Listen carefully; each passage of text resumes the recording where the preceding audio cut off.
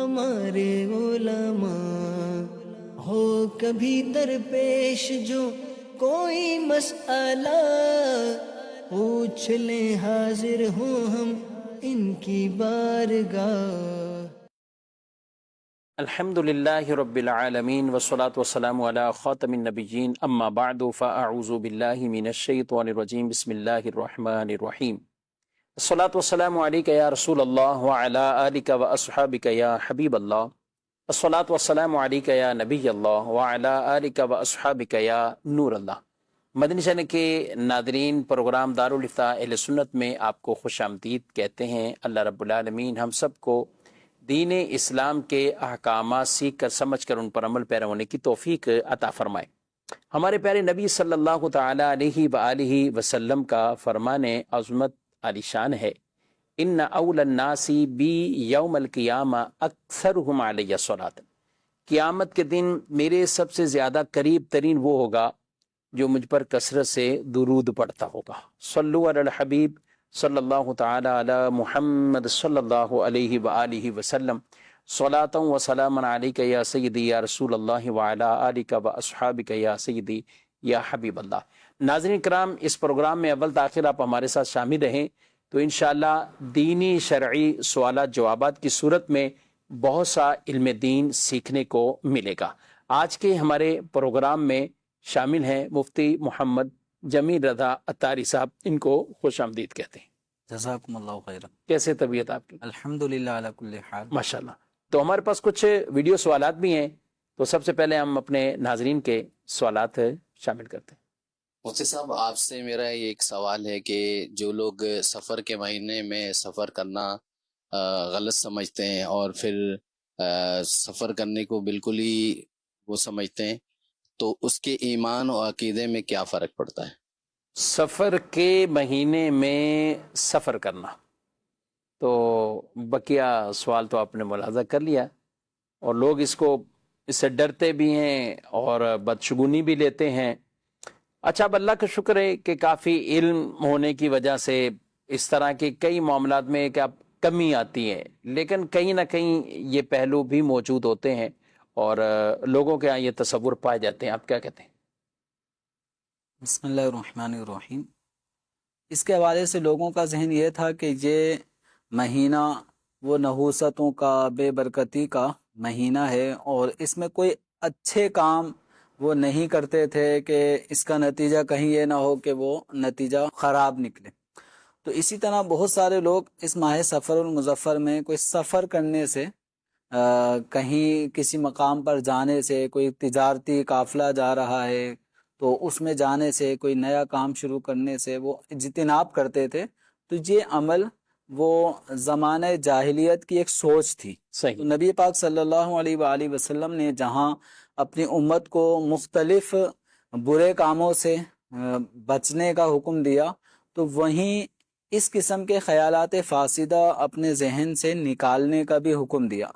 بلکہ ایک موقع پہ آپ صلی اللہ علیہ وسلم نے چند چیزوں کا ذکر فرماتے ہوئے ایک چیز یہ بھی ارشاد فرمائی، ولا سفرہ، کہ سفر کا مہینہ کچھ بھی نہیں ہے۔ یعنی اس مہینے کے حوالے سے جو لوگوں کا کانسیپٹ ہے کہ یہ منحوس مہینہ ہے، اس میں کوئی اچھا کام نہ کیا جائے تو اس کے نتائج اچھے نہیں آتے، اس طرح کے جو کانسیپٹ لوگوں کے تھے، تو نبی پاک صلی اللہ علیہ وسلم نے ولا سفرہ کہہ کر وہموں کو ختم کر دیا۔ صحیح۔ تو اب یہ توہم پرستی جس کو کہتے ہیں، فاسد خیالات جس میں برے نتائج کو آدمی سامنے لا رہا ہوتا ہے کہ یہ کام کروں گا تو اس کا نتیجہ یہ آئے گا، تو یعنی مایوس کن خیالات کا جو عادی آدمی بن جاتا ہے، وہمی قسم کا آدمی، توہم پرستی کا شکار آدمی، تو وہ توکل اور بھروسے کی جو نعمت ہے اس سے وہ محروم ہونے لگتا ہے۔ اب ایک آدمی اللہ تبارک و تعالیٰ کی ذات پر بھروسہ کرے، اسباب اختیار کرے اور نتائج اللہ تبارک و تعالیٰ کی ذات پر چھوڑے، تو مثلا ماہ سفر المظفر میں ہی کوئی تجارتی سفر کرنا چاہتا ہے یا بچوں کی شادی اس مہینے میں وہ رکھنا چاہتا ہے، یا شادی کے حوالے سے دن تاریخ طے کروانا چاہتا ہے، تو اس طرح کی یا منگنی کی کوئی صورت بنانا چاہتا ہے، یا بچوں کی کوئی تقریب چھوٹی موٹی رکھنا چاہتا ہے، تو اب ماہ سفر المظفر میں ان کاموں کو اللہ پر اعتماد کرتے ہوئے کرے. ٹھیک ہے. اس طرح جب ذہن میں یہ توہم پرستی کو یہ سائٹ میں رکھ دے گا اور یہ ذہن بنا لے گا کہ کوئی مصیبت اگر میرے مقدر میں اللہ تعالیٰ نے لکھ دی ہے، اب وہ چاہے سفر کے مہینے میں لکھی ہو پہنچنا یا رمضان کے مہینے میں لکھی ہو پہنچنا، وہ دنیا کی کوئی طاقت اسے روک نہیں سکتی. اور اللہ تعالیٰ نے کسی برائی کو مجھ سے دور رکھا ہے، صحیح، اب وہ سفر کے مہینے میں بھی وہ برائی نہیں پہنچے گی اگر سفر کے مہینے میں اس پہنچنا نہیں لکھا. تو اس طرح جو ضعیف الاعتقادی ہے، کمزور اعتقاد، اللہ تعالیٰ پہ کامل بھروسہ نہ ہونا، تو یہ چیزیں اپنے اندر سے دور کرنے کے لیے ضروری ہے کہ اس طرح کے وہمی خیالات کو آدمی سوچنا چھوڑ دے اور اس کے خلاف کرے، قصدن خلاف کرے. تو قصدن خلاف کرنے کی صورت میں یہ ہوگا کہ پھر آہستہ آہستہ جب یہ دیکھے گا، ہماری طبیعت انسان کی ہوتی ہے کہ ہم کسی چیز سے پہلے ڈرتے ہیں. جیسے کوئی چھیلا ہوا تار ہے، شروع میں آدمی تھوڑا ڈرے گا، پتہ نہیں کہ ٹیسٹر ہو تو اس سے چھوئے گا، لیکن جب پتہ چلا اس میں کرنٹ نہیں آ رہا اب تو آدمی ویسے ہی پکڑ لے گا. تو آہستہ آہستہ ہمت کرنی ہوگی اور ضعف اعتقادی وہمی خیالات کو اپنے اندر سے نکالنا ہوگا، اور جو اس طرح کی چیز ہے اس کو کر گزرے. صحیح. اور حدیث میں بھی ایسا ہی ہے، حدیث میں بھی کہ اس کو جو ہے کر گزرے اور کوئی بدشگونی کی طرف توجہ نہ کرے. بدشگونی کی طرف سے جب آدمی اپنے آپ کو فارغ کر لے گا تو ایک بلا وجہ کا ایک بوجھ ہے ذہن پر کہ ایسا ہو جائے گا، ایسا نہ ہو جائے، ویسا نہ ہو جائے، دیکھ لو بھائی آپ لوگ کہہ رہے ہیں لیکن مجھے ڈر لگ رہا ہے. تو ایک دفعہ آدمی یہ کر کے دیکھ لے. کتنے لوگ سفر المظفر میں سفر کرتے ہیں، اس طرح کا خیال جس کے دل میں آتا ہے کہ اس مہینے میں سفر نہ کرو، یہ نہ کرو، وہ آدمی اس وقت مثال کے طور پہ ایئر لائنز کی جو دیکھ لے کہ ایک اپنے کراچی ایئرپورٹ پہ ہی دیکھ لے کتنی فلائٹیں جا رہی ہیں روزانہ کی اور یہ ہوائی سفر کراچی ہے. سے باہر جا رہے ہیں، ہوائی سفر ہے، کراچی سے باہر جا رہے ہیں، پاکستان سے باہر جا رہے ہیں. تو ان کے ساتھ تو کیسے معاملہ نہیں ہوا، باقاعدہ یہ اپنے جو مقاصد ہیں وہ پورے کر کے آتے ہیں اور آ کے خوش بھی ہوتے ہیں کہ ہم نے ایک ٹارگٹ اچیو کر لیا ہے. اچھا، ابھی جیسے ابھی جو مہینہ چل رہا ہے نا، تو جون اور جولائی، یعنی لوگوں میں عام طور پہ جون جولائی یہ مہینے ہیں ہی سفر کے مہینے.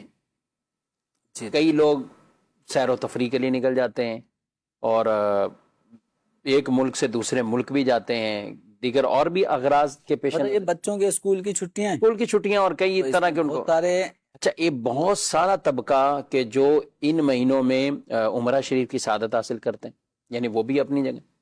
اچھا، وہ ویسے بھی محرم اور محرم کے 10 محرم کے بعد اور پھر سفر کا مہینہ، آپ کو پتہ ہے کہ پچھلے 3-4 مہینے سے چونکہ عمرہ رکا ہوا ہے، موقوف ہے، اور اب پیکیجز شروع ہوتے ہیں اور قافلے رواں دواں ہوتے ہیں، تو وہ بھی سفر کر رہے ہوتے ہیں اس میں. تو کوئی ان کو کوئی کسی طرح کی یعنی جو سفر کر رہا ہے نا اسے کسی قسم کا کوئی وہمی یہ تصور آتا بھی نہیں ہے. اور میں یہ سمجھتا ہوں کہ جیسے سائل محترم نے جو سوال کیا، تو ہماری میجورٹی کے ذہن میں سفر المظفر کے مہینے میں سفر نہ کرنا اس طرح کے کوئی خیالات نہیں آتے. لوگ بے دھڑک اللہ تعالیٰ پہ بھروسہ رکھتے ہوئے، اس کے نام سے مدد لیتے ہوئے وہ لوگ سفر کر رہے ہوتے ہیں، اپنے کام کاج میں مصروف ہوتے ہیں.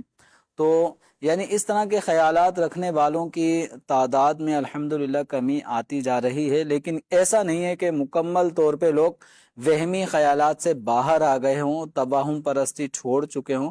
اب بھی کچھ نہ کچھ مائنر طبقہ موجود ہے. یہ الحمدللہ دعوت اسلامی کے مدنی ماحول کی برکتیں ہیں کہ اس ماحول سے اٹیچ رہنے والے، مختلف مواقع پر دعوت اسلامی سے منسلک رہنے والے، کہیں نہ کہیں ان کے ذہنوں میں اس طرح کی چیزیں پہنچتی رہتی ہیں کہ بھئی سفر کے مہینے میں جو خیالات لوگوں نے پالے ہوئے ہیں یہ سب غلط ہیں. ماہ سفر بھی عام مہینوں کی طرح ایک مہینہ ہے، اور جس طرح عام مہینے ہیں یہ بھی ایک مہینہ ہے. جس طرح دیگر مہینے میں بہت سارے کام کیے جا سکتے ہیں، تو اس مہینے میں بھی اس نوعیت کے کام کیے جا سکتے ہیں. اللہ پہ توکل، اللہ پہ بھروسہ رکھنا. اچھا، کبھی کسی کے ساتھ حادثہ سانحہ یا کوئی بھی واقعہ ہو جائے، وہ کسی مہینے میں بھی ہو سکتا ہے. ہم یہ نہیں کہتے کہ سفر کریں یا سفر کے مہینے میں کبھی کوئی ٹینشن یا مصیبت یا کوئی آزمائش نہیں آتی، آ سکتی، سفر کے مہینے میں بھی آ سکتی، سفر میں بھی آ سکتی۔ ہم روزمرہ کے اگر کوئی ایسی اخبارات پڑھنے کا یا ایسی خبریں پڑھنے کا عادی کو وہ دیکھے کہ ایک پورے جمیل صاحب پورے پیجز یا ہیڈ لائن پوری اخبارات میں بھی یا دیگر بھی سوشل میڈیا پہ بھی لوگوں کو مختلف کتنے حادثات ہوتے ہیں کہ وہ صرف حادثات ہی دکھاتے ہیں، کتنے واٹس حادثات ایپ کے کچھ چینلز بنے ہوئے اس میں اسی نوعیت کی وہ حادثات ہیں، وہ خبر تو وہ تو ہر مہینے میں اگر آپ دیکھیں گے تو وہ رمضان میں بھی آپ کو نظر آئیں گی۔ اچھا وہ آپ کو سفر مبارک عمرہ شریف کے سفر میں بھی ایسی چیزیں نظر آ جائیں گی، مکہ مکرمہ سے مدینے جاتے ہوئے، مدینے سے مکہ مکرمہ آتے ہوئے، جدہ شریف۔ اچھا پھر آپ حج کے معاملات ہوتے ہیں تو اس میں کئی دفعہ ایسے واقعات آ جاتے ہیں، خاص حرم شریف میں۔ پھر 2015 کا آپ بھی حج کے موقع پر، بلکہ میرا خیال وہی حج فرمایا آپ نے، وہی حج ادا کیا 2015 میں الحمدللہ، جب میں بھی فرسٹ ٹائم حج پہ، اور حج فرسٹ ٹائم ہی کیا، اور جمیل صاحب بھی ماشاءاللہ اسی سفر میں تھے اور 2015 کو حج کیا، تو اس وقت بھی کیسے کیسے واقعات ظاہر ہوئے اور ہوئے، اس میں حادثات ہوئے، انتقالات بھی ہوئے، اور پھر ساتھ ساتھ کرین کا ایک واقعہ، مشہور واقعہ حرم کے اندر جو کرین گرنے کا یہ تھا کہ جو، تو اس طرح کے واقعات تو ناظرین یہ ہوتے رہتے ہیں۔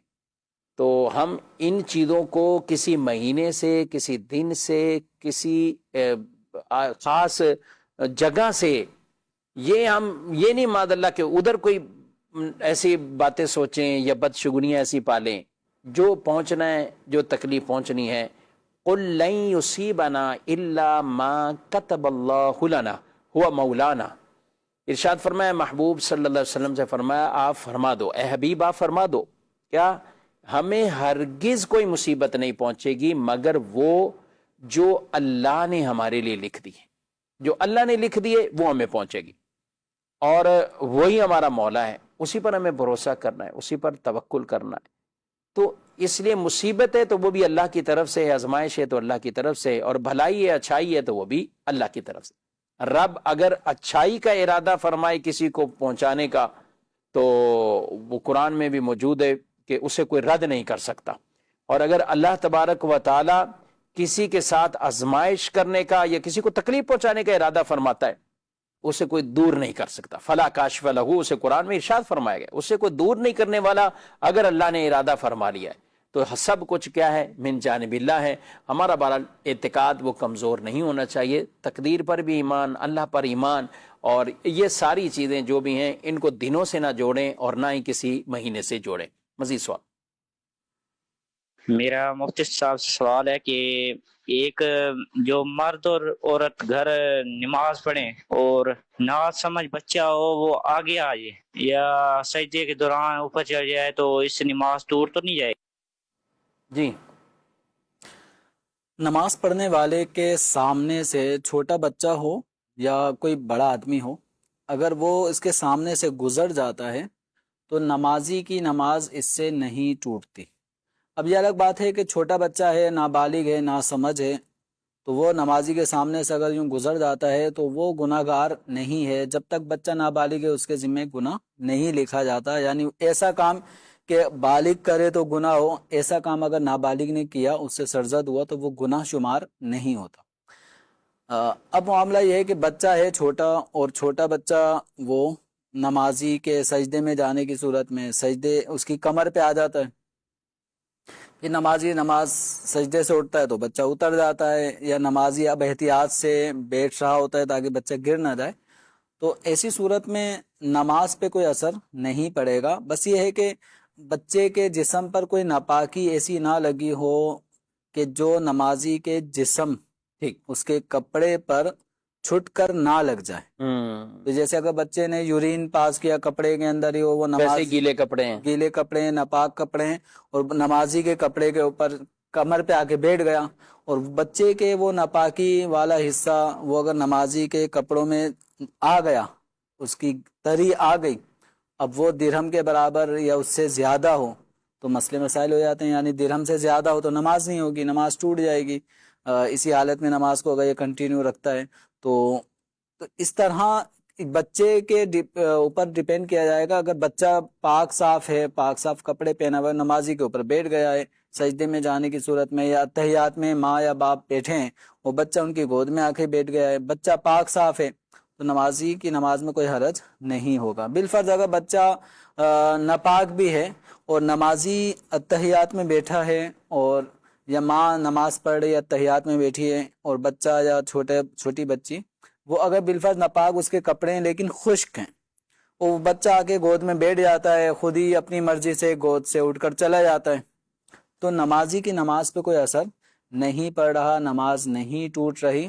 اس لیے کہ اگر بالفرض کوئی بچے کے جسم پہ کوئی ناپاکی لگی ہو اور وہ آ کے بیٹھ جائے اور اس کو نمازی پکڑ نہ رہا ہو، یعنی اس کو سنبھال کے اٹھا کر اس طرح سے کہ بچہ گر نہ جائے تو اس نے تھاما ہوا ہے، پکڑا ہوا ہے، اٹھایا ہوا ہے، تو ایسی کوئی کنڈیشن اگر نمازی نے اختیار نہیں کی، نماز نہیں ٹوٹے گی، نماز ہو جائے گی. اور اگر بچے نے ناپاکی والے کپڑے پہنے ہوئے اور بچہ ماں باپ کی گود میں آ کے دوران نماز بیٹھ گیا، اب اس نے بچے کو تھام لیا، اب بچہ گر رہا چاہ رہا تھا، اس نے پکڑ لیا، کسی طرح سے اس کو سنبھال لیا، تو اب یہ جو سنبھالنا ہے یہ گویا کہ نجاست کو اٹھانے والی بات ہو جائے گی جو بچے کے کپڑے پر یا جسم پر لگی ہوئی ہے. تو اب یہ ناپاکی کی مقدار اگر 1 درہم سے زیادہ ہوئی تو پھر نماز نہیں ہوگی. تو عمومی طور پہ جو بچے ہیں وہ اتحیات میں آگے ماں یا باپ نماز پڑھ رہے ہو تو اس وقت تنگ کر رہے ہوتے ہیں، یا جب وہ سجدے میں جاتے ہیں تو بچوں کو ایک تھوڑا سا لطف آتا ہے کہ کوئی سجدے میں جاتا ہے، بچے اس کی پیٹھ پہ چڑھ جاتے ہیں چھوٹے، اور جب وہ سجدے سے اٹھتا ہے تو بچوں کو یہ تھوڑا سا ایک جھولا سسٹم آپ کہہ لیں کہ یوں محسوس ہوتا ہے.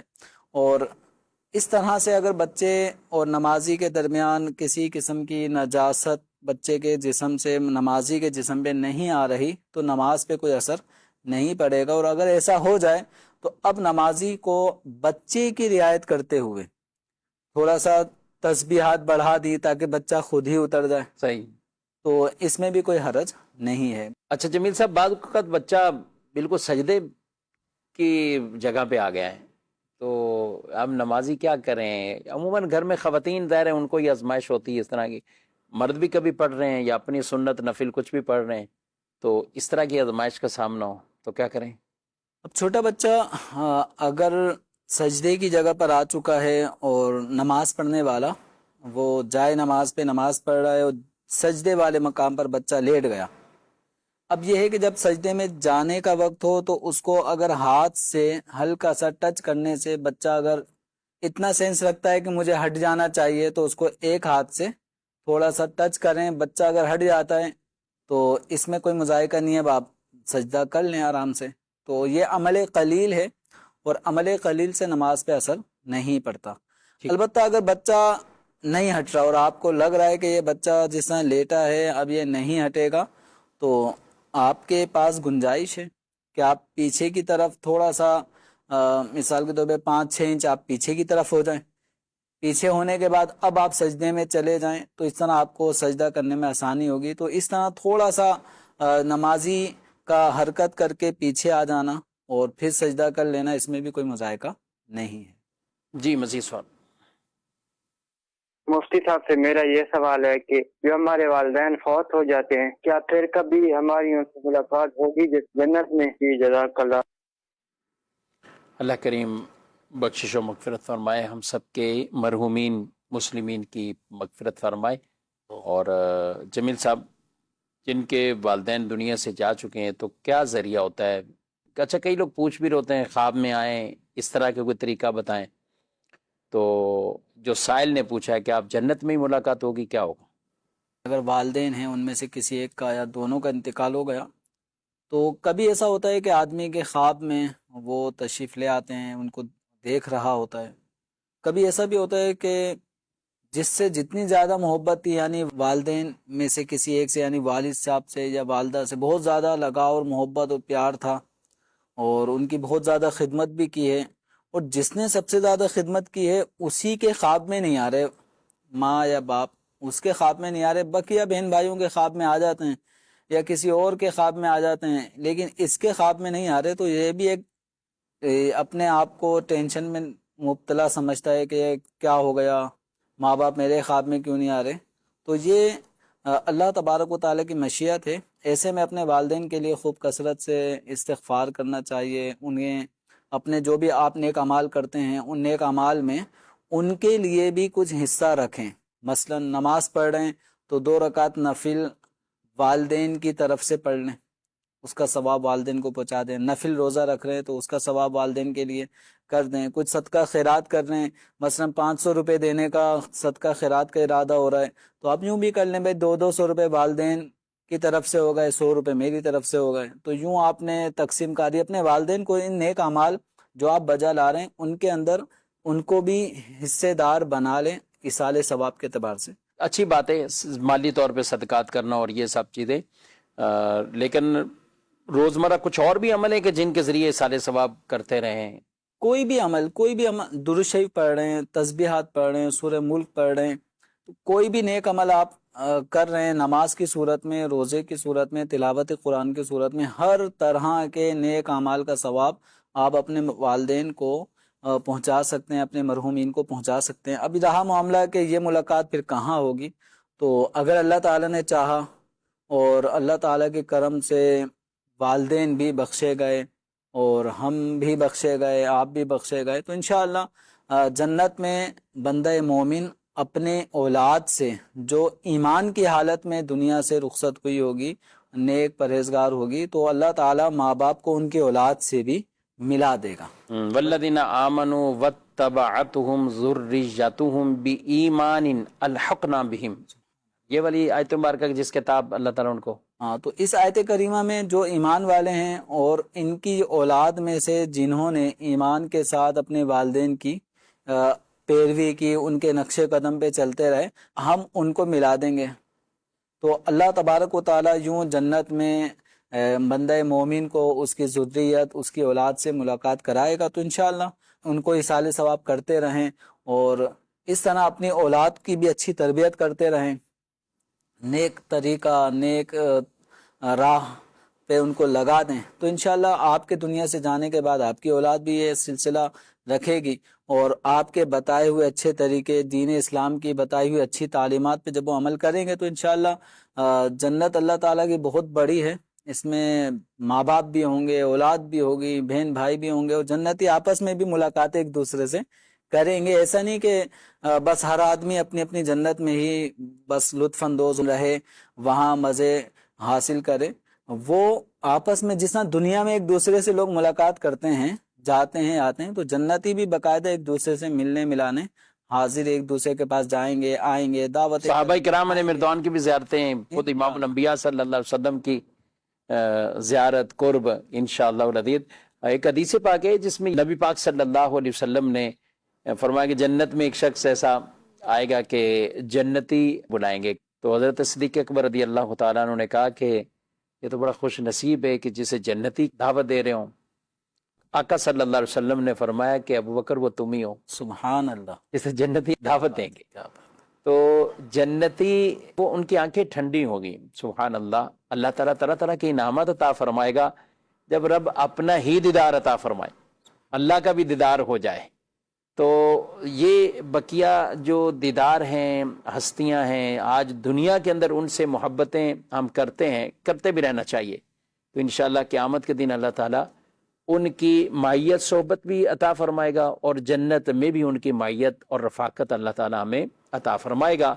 اور اس کی قرآن مجید میں آیت مبارکہ شاہد ہے، فَأُولَٰئِكَ مَعَ الَّذِينَ أَنْعَمَ اللَّهُ عَلَيْهِمْ مِنَ النَّبِيِّينَ وَالصِّدِّيقِينَ وَالشُّهَدَاءِ وَالصَّالِحِينَ وَحَسُنَ أُولَٰئِكَ رَفِيقًا.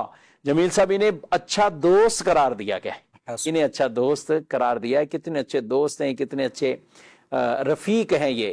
تو ان سے دنیا میں محبت کریں، انشاءاللہ جنت میں ان کا ساتھ پائیں گے. مزید سوال. مفتی صاحب سے سوال ہے کہ میرا ایک پلاٹ ہے جس کے اگینسٹ میں نے دوستوں سے قرضہ لیا تھا، جس کی جو ویلیو ہے اس کے حساب سے، تو میں نے پھر اپنا فلیٹ لیا ہے فیملی کے لیے.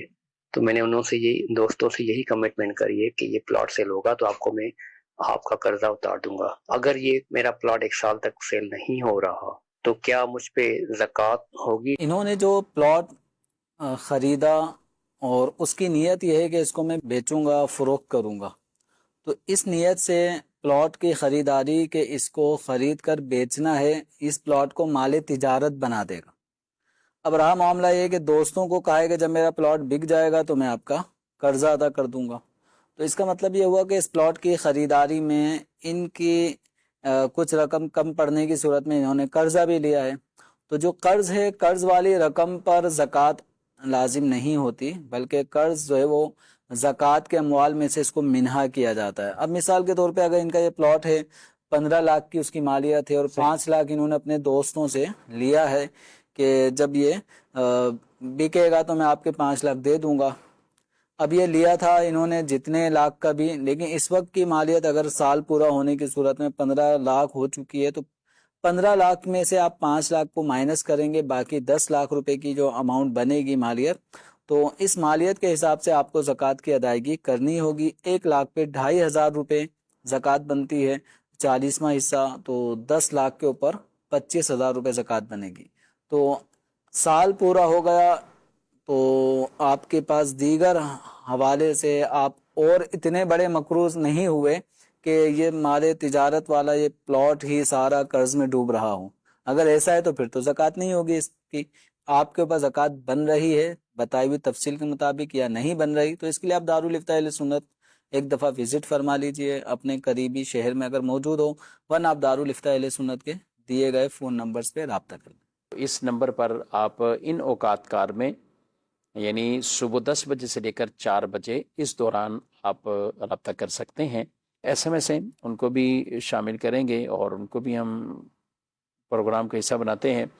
جمیل صاحب رات کو کہتے ہیں کہ نفلی روزے رکھنے کی عادت ہے، تو نفلی روزے میں رات کو کھانا کھا لیا کہ صبح اٹھیں گے سحری میں اور دوائی کھائیں گے، پانی وغیرہ پئیں گے، کھانا وغیرہ سحری کی نیت سے رات کو ہی کر لیا، صبح آنکھ نہیں کھلی، تو اب کیا وہ روزہ ہمارا رکھنا لازم ہوگا یا ہم روزے سے ہیں یا نہیں؟ ایک تو نیت ہو جانا یہ تو، اور دوسرا کہ وہ لازم بھی ہوگا۔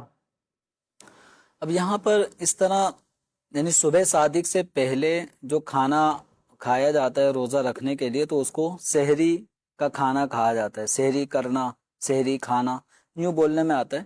اب ایک آدمی ہے اس کو پتہ ہے کہ 12 بج گئے ہیں اور یا 1 بج گیا ہے رات کا، اور اس وقت کچھ کھانے پینے کے آئٹم گھر میں موجود ہیں۔ اب یہ دیکھ رہا ہے کہ صبح صادق سے پہلے باقاعدہ آنکھ کھلے نہ کھلے، اس لیے ابھی میں کھا لیتا ہوں سحری کی نیت سے، اور کل میں نے روزہ رکھنا ہے سحری میں آنکھ کھلے یا نہ کھلے۔ فجر کا وقت ہوا، فجر میں اٹھ گئے، اب سحری ملے نہ ملے صبح صادق سے پہلے میں نے روزہ رکھنا ہے۔ اب یہ رات میں ہی سوتے وقت اس کی پختہ نیت ہے کہ اگلا دن میرا روزے سے ہوگا۔ اگر سحری میں آنکھ کھل گئی، پانی پی لیا جائے گا، چائے پی لی جائے گی، ورنہ تو روزہ ہو گیا۔ یعنی ابھی سے بس روزے کی نیت، یعنی اتنی پختہ نیت ہو، اتنی پختہ، یعنی 2 طرح کی چیزیں ہوگی نا۔ ایک ہے کہ جیسے کہہ رہے ہیں کہ دوائی کھا لیں اٹھ کر، یا یہ کچھ پانی پی لیں، دوائی لسی پانی پی لیں، یا صبح اٹھے تو چائے پی لیں گے، تو ایک اس کا مطلب کہ وہ ابھی 100% یقینی والی کیفیت کو اس کو دوائی بھی کھانی ہے، دیگر چیزیں، تو اس کو کیا کہیں گے آپ؟ نہیں، جیسے پہلی والی صورت میں نے عرض کی، اس میں تو روزے کی نیت ہو گئی۔ اب یہ جب صبح صادق ہو گئی تو اب ان کا روزہ سٹارٹ ہے، صحیح ہے، اب یہ روزے کو پورا کریں گے۔ صحیح۔ اچھا، اب دوسری جو آپ کا سوال ہے وہ ایک دوسری صورت، تردد والی، وہ تردد، وہ یہ ہے کہ بھئی میں نے ابھی ڈٹ کے کھا لیا، ہاں، صبح سحری نہیں کرنی، یعنی کھانا پینا نہیں کرنا، وہ نہ پکانا پڑے، وہ کھا لیا ہم نے 12-1 بجے۔ اب یہ ہے کہ ٹیبلٹ لینی ہے۔ اب ٹیبلٹ لینے کے اوپر بھی یہ ہے کہ اگر میری آنکھ کھل گئی تو ٹیبلٹ لوں گا، صحیح، ورنہ تو میں روزے کی نیت ہے، تو بھی یہ پختہ نیت پائی گئی۔ اب صبح صادق ہوئی، آپ کو روزہ کنٹینیو رکھنا ہے۔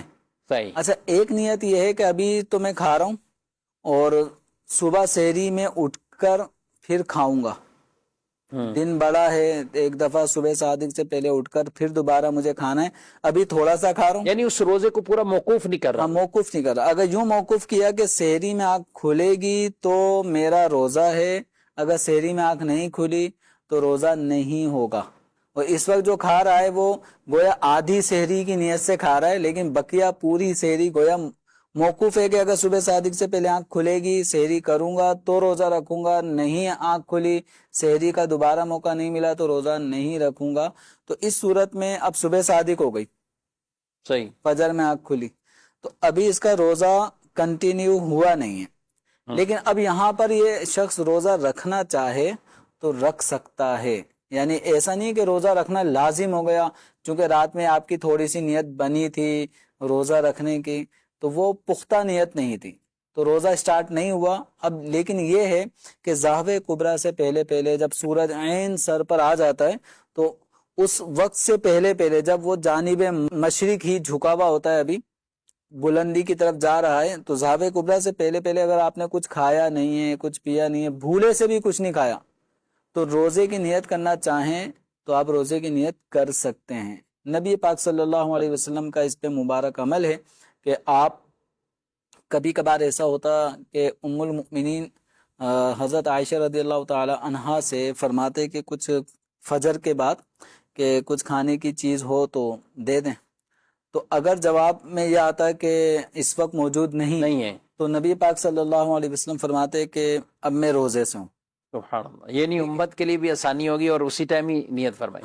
تو اگر کھانے کی چیز ہوتی تو آپ صلی اللہ علیہ وسلم اس صبح کا کھانا جس کو ہم ناشتہ کہتے ہیں تو آپ صلی اللہ علیہ وسلم وہ تناول فرما لیتے. اگر کچھ چیز ایسی کھانے کو اس وقت میسر نہ آتی تو آپ صلی اللہ علیہ وسلم کا دل چاہتا کہ آج روزہ رکھ لوں تو روزہ رکھ لیا کرتے تھے، حالانکہ ابھی کھانے کی طلب کا بھی اظہار فرمایا ہوتا تھا. تو اس طرح بھی کوئی آدمی جو صبح صادق سے پہلے سحری نہ کر سکا، یعنی سحری کی سنت رہ گئی، بعض لوگ پریشان ہوتے ہیں کہ سحری تو ہوئی نہیں، تو سحری یعنی نفل کے لیے بھی یہ ہے، اور رمضان کے روزے کے رمضان کے روزے ہوں یا نفل عام دن ہوں تو سحری کرنا یہ باقاعدہ ایک سنت ہے. ٹھیک، اگر یہ سنت سے کوئی محروم رہ گیا یا قصدن یا بلا قصد تو اب ایسی صورت میں وہ روزہ اس کا رکھنا چاہے تو روزہ ہو جائے گا. اب یہ روزے کی نیت کرے گا اور نیت یہ کرے گا صبح صادق سے، چونکہ اب تک اس نے کچھ کھایا پیا نہیں ہے تو نیت یہ کرے کہ صبح صادق سے اب میرا روزہ سٹارٹ ہے، ٹھیک، تو روزہ ہو جائے گا. سوال یہ ہے کہ کسی کی غلطی پہ پردہ ڈالنا بہتر ہے یا سدھارنا بہتر ہے؟ جی، غلطی ہو جائے پردہ ڈالیں یا سدھاریں؟ دیکھیں، پردہ پوشی کرنے کا مقصد یہ ہے کہ اس کا یہ ایپ پبلک نہ ہو، سب کے سامنے آیا کریں گے تو یہ بدنام ہوگا اور اس کی عزت پہ داغ آئے گا. تو یوں پردہ پوشی کرنا تو ایک اچھی چیز ہے، لیکن محض پردہ پوشی کی ہوئی ہے اور اس کی اصلاح نہیں ہو رہی. تو اگر کسی کو کسی برائی میں مبتلا دیکھا تو اس کا پھر ایک الگ ضابطہ ہے کہ جب کوئی برائی دیکھیں، اگر وہ برائی ایسی ہے کہ جس میں یہ دیکھنے والا اس کو ہاتھ سے تبدیل کر سکتا ہے اپنی طاقت قوت استعمال کر کے، تو باقاعدہ اس برائی کو سرے سے ختم کروائے. اگر اتنی طاقت نہیں ہے تو پھر زبان سے اصلاح کے 2 لفظ کہے، اس کو سمجھائے کہ بھائی یہ برائی ہے، اس سے آپ اجتناب کریں. یعنی امر بالمعروف و نہی عن المنکر زبان سے کریں. اور اگر کوئی اس کی بھی طاقت نہیں رکھتا فبقلبہ، تو تیسرا درجہ یہ ہے کہ دل میں اس برائی کو برائی ضرور جانے. اور حدیث مبارکہ میں اس تیسرے اسٹیپ کے بارے میں فرمایا گیا کہ یہ سب سے کمزور ترین ایمان کی صورت. یعنی یہ کمزور ترین ایمان کی صورت، اس کی کیا وضاحت ہو سکتی؟ مراد یہ ہے کہ ایک آدمی کم سے کم برائی کو برائی ضرور جانے. ٹھیک ہے. اب ایسا بھی نہ ہو کہ کسی کو گناہ میں مبتلا ہوتے ہوئے دیکھا، کوئی کچھ بھی گناہ کا کام کر رہا ہے، ہم نے دیکھا، ہم اس کو اس برائی سے ہاتھ سے، یعنی وہ برائی ختم بھی نہیں کر سکتے، نہ زبان سے بول رہے ہیں اور دل میں بھی برائی نہیں جان رہے، بلکہ اس کے ساتھ شیئرنگ کر رہے ہیں، ہاں بھائی کیا مسئلہ ہے، ہم بھی اس کے ساتھ مل گئے. تو اس کا مطلب یہ ہوگا ایمان کا تقاضا یہ تھا جو مومنین کا وصف ہے. قرآن پاک میں جو مومنین کے وصف بیان کیے گئے ہیں اس کے اندر کیا ہے کہ یأمرون بالمعروف وینہون عن المنکر، کہ وہ اچھائی کا حکم کرتے ہیں، برائی سے منع کرتے ہیں. یہ مومنین کا ایک خاص وصف ہے. اور کنتم خیر امت اخرجت للناس، اس امت کی جو خیر ہونا اور اس امت کے بھلائی پر ہونے کی جو فضیلت بیان کی وہ بھی یہی. اس میں بھی جو وصف ذکر کے تأمرون بالمعروف وتنہون عن المنکر وتؤمنون باللہ، کہ اچھائی کا حکم دیتے ہو تم، برائی سے روکتے ہو، اللہ پر ایمان رکھتے ہو. تو یہ اس امت کا خاصہ ہے. تو اس لیے ایمان کا تقاضا یہ ہے کہ اس برائی کو ختم کرنے کی جو ممکنہ صورت ہو وہ وہ انسان کرے. اپنائی جائے. اور دل میں جب ایک چیز کو برائی سمجھا جائے گا تو ایک وقت ایسا آئے گا کہ اس وقت مجھے موقع نہیں ملا سمجھانے کا یا اس وقت قادر نہیں ہوں. کبھی ایسا موقع ملتا ہے کہ جس میں مجھے موقع مل گیا اس سہولت کے ساتھ، اس کے پاس بھی ٹائم، میرے پاس بھی ٹائم، اب اس برائی کو اس کی مذمت آدمی بیان کر سکتا ہے. احادیث کریمہ قرآنی آیات کے ذریعے سے اس برائی کے بارے میں جو کچھ آیا ہے، عذاب آیا، اس کو ذکر کیا تاکہ اس برائی سے وہ مسلمان بچے. تو اب یہ کہ محض ہم نے دیکھا اور پردہ پوشی کی اور اصلاح بھی نہیں کر رہے. تو اب یہاں پہ پردہ پوشی کرنا یہ ایک الگ چیز ہے اور اس کی برائی کی اصلاح کرنا یہ ایک الگ چیز ہے. دونوں کام کرنا. اچھا، بعض صورتوں میں تو واجب بھی ہو جائے گا اصلاح کرنا، ان کو سمجھانا بتانا. کچھ جیسے جہاں پہ بالخصوص ایسا غالب گمان ہے کہ سمجھائے گا اور وہ سمجھ جائے گا. جی. اچھا، کچھ ایسی چیزیں جگہ بھی ہوتی ہیں کہ جہاں پہ سمجھانے جائیں الٹ فتنے ہو جائیں اور لڑائی شروع ہو جائے. ہر آدمی ہر وقت اس پوزیشن میں کہ یہ سمجھا سکے اور وہ سمجھنے کی کیفیت میں ہو، یہ ضروری نہیں ہوتا. یعنی ان چیزوں کو بھی دیکھنا ہوگا. امر بالمعروف کے جو اس درجے ہیں، بعض صورتوں میں یہ فرض ہوگا، بعض صورتوں میں واجب ہوگا، بعض صورتوں میں یہ سنت ہے، مستحب ہے، بعض صورتوں میں یہ اس میں اجازت ہوتی ہے کہ آپ کے اوپر ہے کہ آپ چاہیں تو اصلاح کریں چاہیں نہ کریں. تو ایسے موقع پر کہ جہاں غالب گمان یہی ہے کہ ہماری بات سمجھانے سے، اس کو نیکی کی بات بتانے سے، برائی سے منع کرنے سے وہ بچ جائے گا، اب ہم اب بھی نہیں بچا رہے تو اب ہم گناہ گار ہو رہے ہیں. وہ تو اپنا گناہ کر ہی رہا تھا. اب برائی کرنے والے کو اب ایسے موقع پہ نہ سمجھانا نہ روکنا یہ بھی خود ایک الگ گناہ ہے. تو اس لیے اس نے امر بالمعروف ترک کیا، اس نے امر بالمعروف کا جو معاملہ تھا ترک کیا. اس کو سمجھانا پھر واجب ہوگا. اگر وہ نہیں مانے گا، یہ تھوڑی بہت کوشش کرے نہیں مانے گا، کوئی تھوڑی سی پریشانی ہوگی، تو اس درجے میں آپ کے اوپر اختیار ہے، چاہے تو کریں نہ کریں. بعض صورتیں ایسی ہوتی ہیں کہ جس کے اندر معاملہ چھوٹی سی برائی کا، اب اس پہ اصلاح کرنے جاتے ہیں تو وہ اس سے بڑھ کر کسی اور برائی کا ریئیکشن دے گا، وہ بھی گناہ کی صورت اختیار کر سکتا ہے. تو پھر ایسے موقع پہ اس کو اس کے حال پر ہی چھوڑ دیا جائے. کچھ وقت گزرنے سے کچھ نہ کچھ جذبات چینج ہو جاتے ہیں، کچھ آدمی تقوی اور پرہیزگاری کی طرف آ سکتا ہے، عمر کے ساتھ ساتھ بھی تھوڑا فرق وقت یہ چیزیں سمجھانا اور آسان، اس وقت آسان ہو جائے گا. امیر اہل سنت دامت برکاتہ العالیہ کی کتاب نیکی کی دعوت یہ بھی بہت اس میں مفید رہے گی، اس کا مطالعہ بھی ہمیں کرنا چاہیے. ناظرین کرام، پروگرام آپ نے ملاحظہ کیا ہے. اللہ تبارک و تعالی ہم سب کو علم نافع عطا فرمائے اور جو کچھ علم دین سیکھے سمجھیں اس پر عمل کی توفیق عطا فرمائے. آمین بجاہ النبی الامین صلی اللہ علیہ وسلم. ہادیو رہنما ہمارے علماء، ہو کبھی درپیش جو کوئی مسئلہ، پوچھ لیں حاضر ہوں ہم ان کی بارگاہ.